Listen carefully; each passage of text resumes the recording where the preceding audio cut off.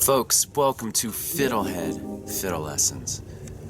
I want to help you to get better at the fiddle. That's what the whole point of FiddleHed is. And to that effect, I make all these exercises for tunes that you see on FiddleHed.com. But what I want to show you in this lesson is how to make your own exercises and how this process can really help you learn the things that you actually need to learn, the things that are difficult for you. So it's actually a pretty simple concept. You play a tune. Let's take the Irish Washerwoman.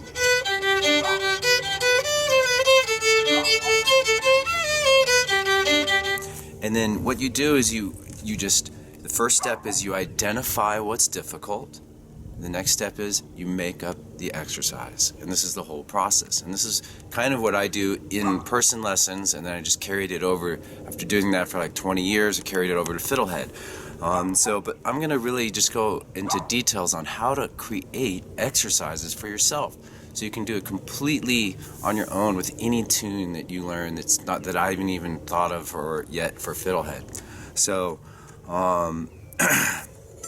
so how do you know, how can you identify these parts? You may just notice from playing that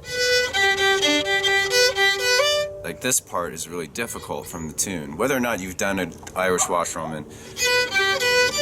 So I'm going like A1, D3, A1, A3. And that might be difficult if you're starting with this. So great, you notice that. And you can now create exercises from it, which we're going to do. But maybe you're just putting everything you got into making it through that tune. You know it could be better, but you don't know what parts. Well, I have a great idea for you.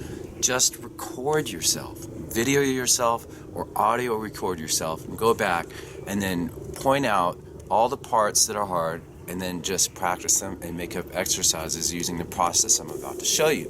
So, I kind of broke it down into a 4-step process. I'm going to have more notes about this on FiddleHed.com, so please check it out.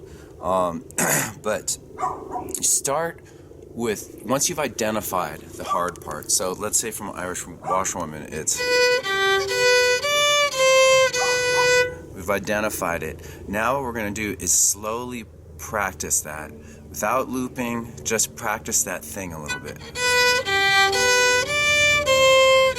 Start to ask, is there one part within that that's hard? That might be this, A1 to D3, just 2 notes.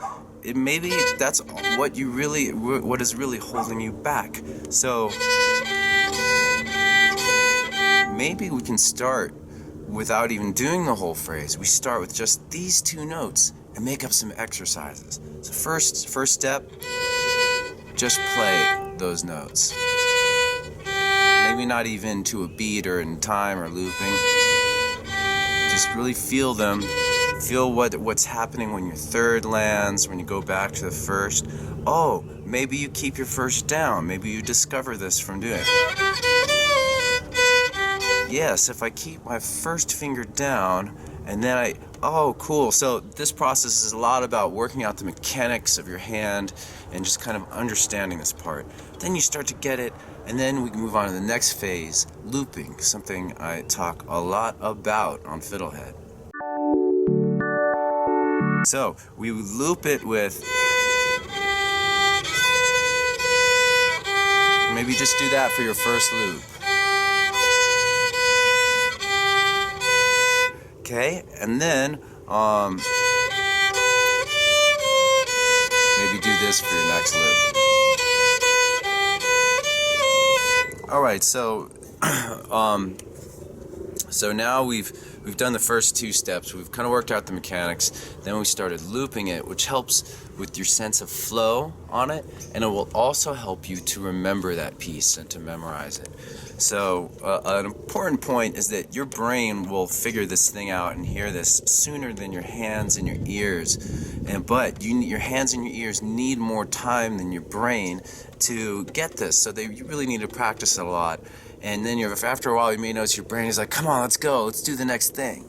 And so a great way to stay on that longer and trick your brain into having a good time is to add variation. So we can go A1 to D3, but add some rhythmic variation.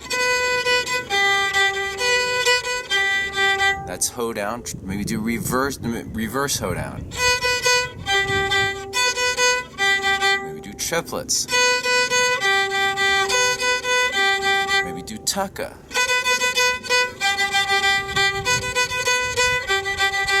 Maybe do split tucka.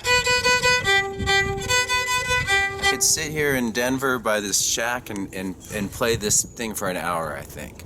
But I think you would be bored and I would have a good time, and so that wouldn't be very nice, would it? So, but you can do this on your own. You can make up, any kind of way to practice it. You know, another variation is just volume. Play with like really quiet, and then slowly get louder. I call that soft, loud, soft. Then you can get soft again. So basically, this point is just a little extra practice to really get over that thing. The final way you can really make up an exercise and really make interesting exercises is to take this first, let's go back to the basic interval that we decided was hard, A1 to D3. And then you can transpose that to other strings. So I would go D1 to G3. So I'm getting practice on that same difficult fingering, but in a different place. This means I'm going to get better at this interval, at this operation, but I'm also getting better at different strings and fingering on different strings. You can also do E1 to A3. That's a fun one, fun variation. Just came up with it. And then check this out. Once you get all those down and you're feeling pretty good about yourself, then what you can do is you can sequence the intervals. Starting on D1 and on A1.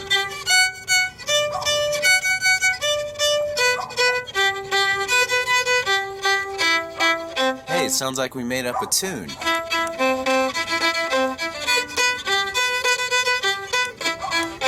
Maybe. Does somebody out there, one of you, want to take that tune and run with it? You can if you want. Seriously, if you practice this way, you're going to end up writing a tune. Maybe not. But I find that I get distracted from practice a little bit because of this. Anyway, that's another whole topic maybe we'll go into.